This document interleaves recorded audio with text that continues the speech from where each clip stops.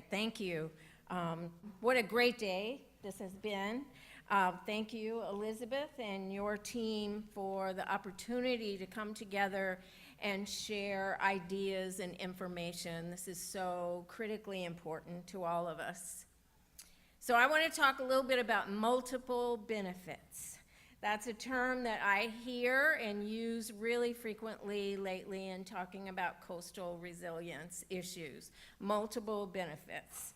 The natural and nature-based solutions that we have heard reference to repeatedly throughout the day today certainly provide multiple benefits, protecting water quality and our natural resources while we deal with water quantity issues. And both of those are really important to us in our coastal regions to protect the gains that we've made in restoring our marine resources and improving water quality while we deal with the increased coastal flooding, increased precipitation, and sea level rise. This term, multiple benefits, also refers to keeping our coastal economies strong. I'm very encouraged by the talk that we've heard today about funding opportunities and maybe some financial assistance for things like flooding roads and failing septic systems and more. But I also know as a coastal resident that the biggest financial responsibility for all of these programs falls on our coastal communities, the localities that are dealing with this day to day, and are very anxious for the support, but are already dealing with these issues day to day and having their budgets affected by them. So these localities very much need to keep strong economies if they're going to be able to do the things that they need to do. And conserved lands may be one of our largest sources of multiple benefits, providing us resilience as well as some economic benefits.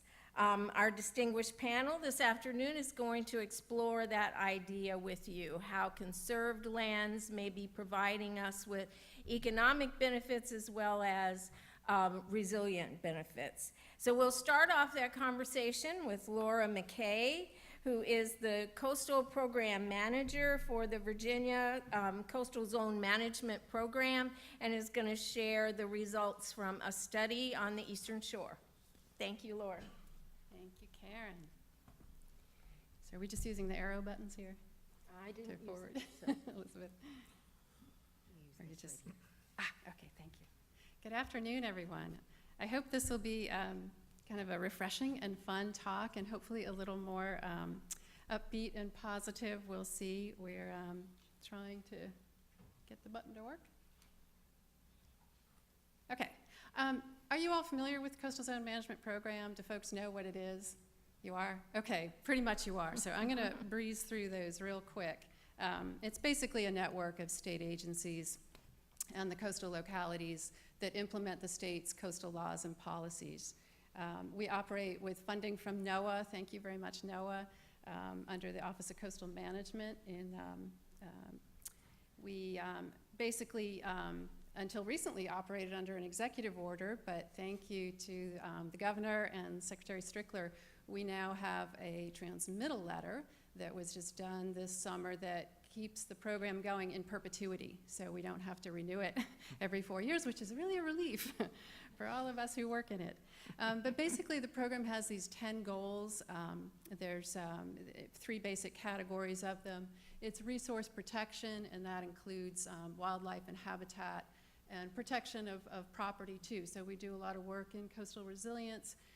But the cool thing is we also worry about sustainable economies. So any economic activity that depends on coastal resources, it's fair game, because NOAA is actually in the Department of Commerce, which makes it a pretty unique situation. And also coastal management coordination. So we try to be that kind of focal area where people can come together and try to solve coastal management problems from a variety of state agencies and localities. So as Karen was mentioning, conserved lands are terribly important, and one of the ways that, to kind of build on what Dr. Spivey was saying, that we can give back. We have taken a lot from the land, but if we conserve the land, that's a really important way that we can give back. But then the question becomes how, what lands do we want to conserve? And so Carl mentioned this morning the Coastal Virginia Ecological Value Assessment. I wish we had it statewide, but we can only spend funds in the coastal zone.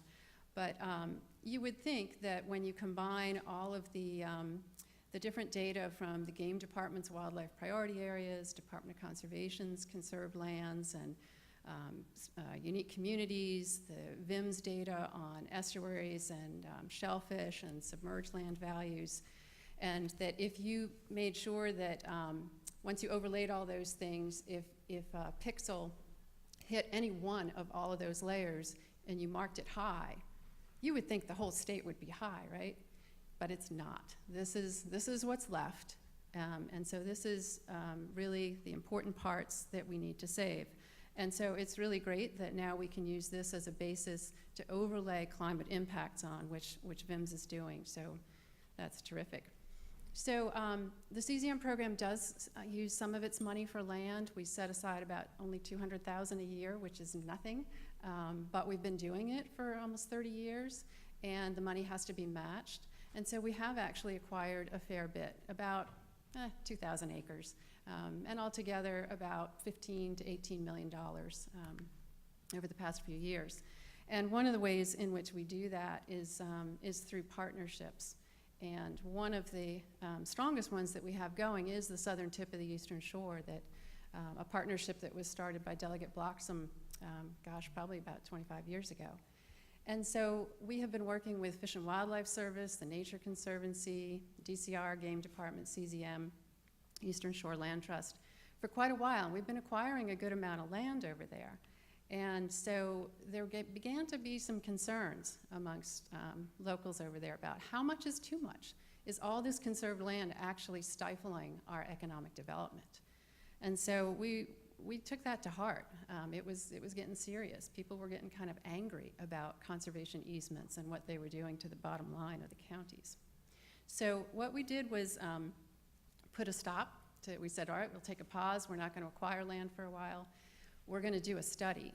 And it's not that studies hadn't been done before on the value of conserved land, but there hadn't been a study done by a Virginia academic institution specifically on the Eastern Shore, and that was not a environmental organization or conservation organization.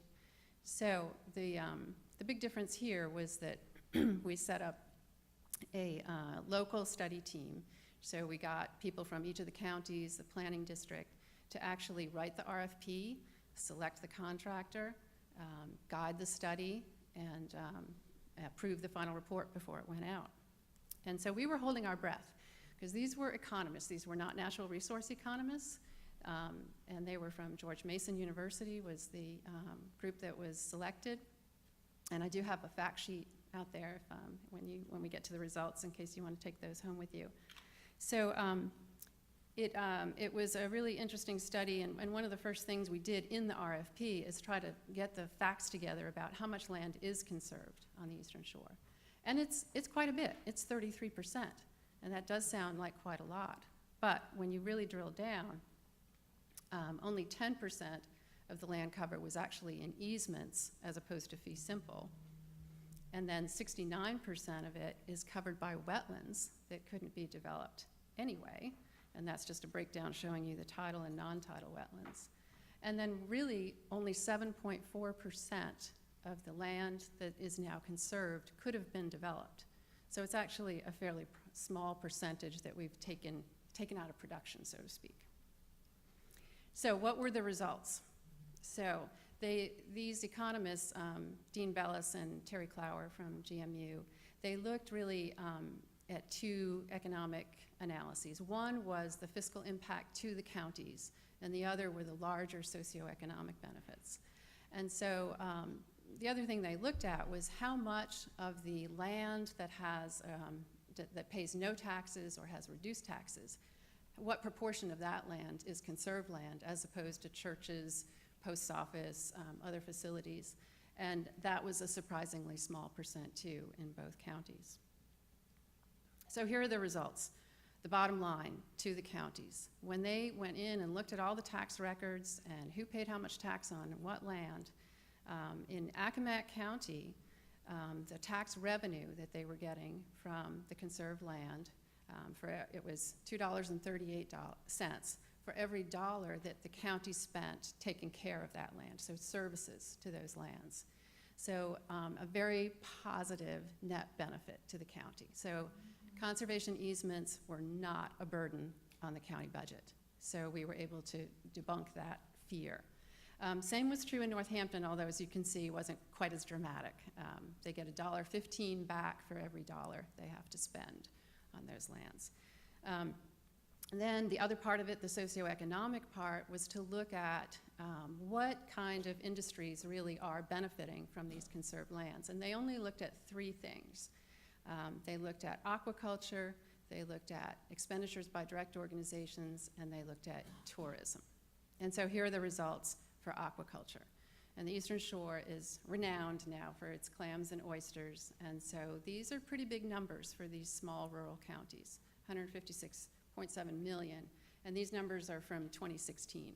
So they presumably are going up as aquaculture expands. For direct expenditures by the people who work in conservation on the shore, that was a surprisingly high number too. And we do have 2 wildlife refuges over there. We have state parks, natural area preserves, wildlife management areas. So that actually generates a lot of jobs and a lot of addition to the GRP is the gross regional project. So it's like the GDP, but just for the Eastern Shore. So again, surprisingly, impressive numbers, and I have to say that the folks at GMU were extremely conservative in what they counted. And so tourism was one of those things they were extremely conservative, but still 51 million in visitations, 655 jobs, 24.4 million added to the gross regional product of the shore. And we feel like this is just the very beginning of the potential that we have in a lot of rural coastal Virginia. 45 million bird watchers in the US alone, 80 billion to the US economy. It exceeds golf, believe it or not. So there's so much potential, so much opportunity there. And given that, we have invested a lot of our CZM dollars. We're not huge. We get about $3 million a year from NOAA. But it's the persistence of that money over time, the steadiness of that money that's really allowed us to build some really good ecotourism infrastructure in Virginia's coast. And we can do everything from access planning to buying the land to building things like you see here, fishing piers, boardwalks, nature trails, interpretive signage. We were able to fund the development of the public access authorities at the Northern Neck and the Middle Peninsula, and Eastern Shore is working on it. It's a little bit of a struggle to get it set up there, but hopefully we'll persevere. Right, Shannon? Yes. We'll go. We also spend money on ecotour guide certification, paddling trails, development guides. And then most recently now, we've decided to focus a lot of our money for the next 3 years on really promoting industries that depend on conserved lands. So we're working in the arena of shellfish aquaculture production, promoting that and minimizing use conflicts, and then also with promoting ecotourism. And so we've recently just finished our first year of a 3-year grant with the rural coastal PDCs of Eastern Shore, Northern Neck, and Middle Peninsula. And so with that, I'm going to turn it over to Shannon, or let you introduce them, Karen? Okay. Thank you. Thank you. So to help us explore how we take this information and make it a part of the conversation at the local level, at the county level, we have Shannon Alexander, who is the Coastal Resources Program Manager with Accomack and Northampton County on the Eastern Shore. and John Bateman, who is a regional planner for the Northern Neck Planning District Commission. We have 5 minutes. 5 minutes. No problem. Got this. All right. Governor's 5 minutes out Okay, back here. well, I guess we'll end early for him. Thank you all for your time, even if it is only 5 minutes. And thank you all for your presentations today and for the Coastal Policy Center for making today possible. This is my first time attending this event, and it's fabulous and impressive. So without further ado, let me click back. Where are we? All right, so as Laura said, the coastal PDCs, primarily through Virginia Coastal Zone Management Program funding, have been able to sit and collaborate on all sorts of topics, and a lot of which have been spoken about today.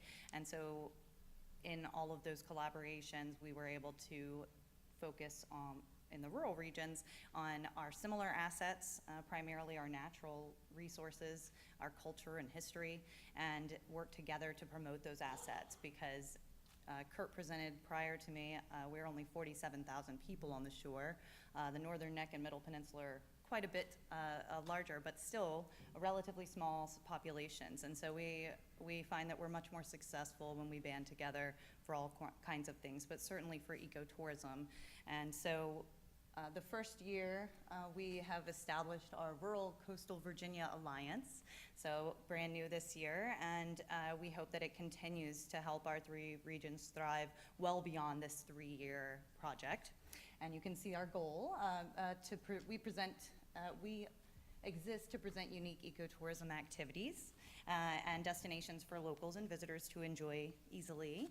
And we embrace sustainable, vibrant, healthy ecosystems and a resilient, diversified, nature-based economy. So fun initiative. And this first year, we've been able to actually make more progress than I thought. We were supposed to be kind of streamlining and putting all of our water trails and our oyster trail assets on a similar platform, so that folks that are coming to visit Virginia or that are living in Virginia that want to explore the water, go shopping and get related products to the oyster industry, or go out dining, could easily find those resources and plan their trip. So we were able to develop the Virginia Water Trails brand, and we worked with partners all across the state and different agencies, and hopefully that'll make coastal Virginia more competitive in the national market for folks that are looking to do water-based activities. We have not had that previously before now, so brand new branding initiative for Virginia.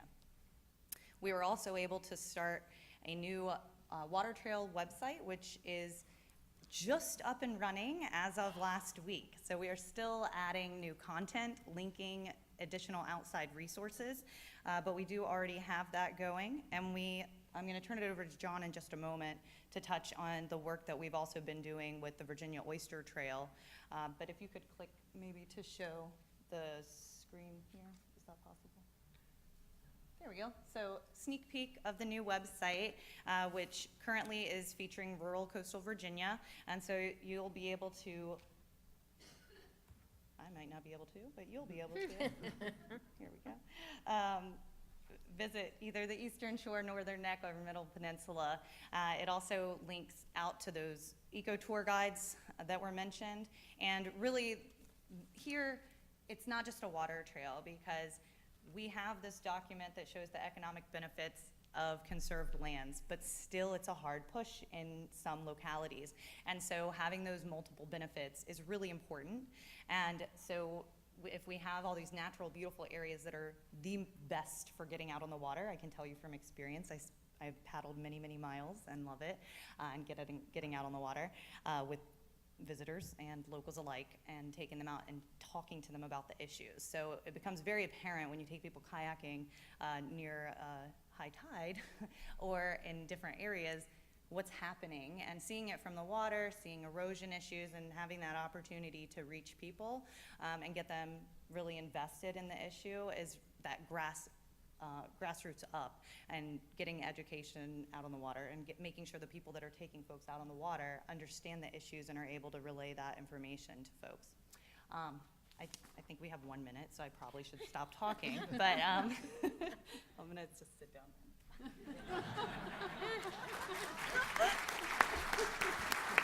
Go ahead.